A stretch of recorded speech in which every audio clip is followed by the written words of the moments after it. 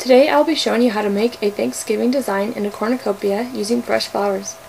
This is what the design will look like when we are all finished. The supplies and flowers used in this design include seeded eucalyptus, dried wheat, husk, nandina, cushion mums, hypericum berries, red spray roses, yellow spray roses, Gaelic sleeves, pine cones, and wired wooden pegs to anchor the pine cones.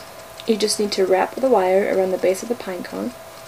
I will also be using oak leaves, squash, I'm using artificial picks in this design, some corn, and a cornucopia with plastic liner or tray, and floral foam.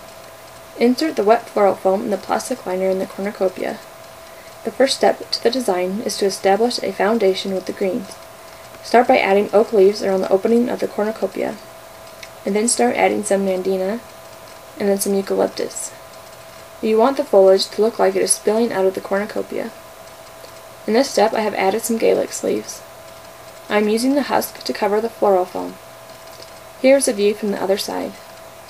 Now I am going to start adding some of my accessories, starting with a piece of corn. I have wired a wooden peg onto the corn in order to anchor it into the floral foam.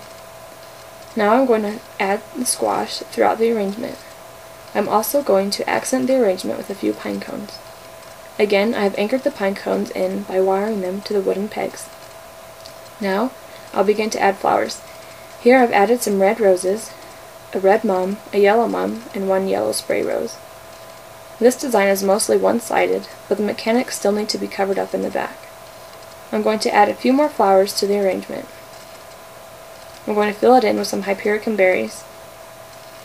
Now I'm going to add some wheat, a little coming out of the front and some at the top, giving the design some shape.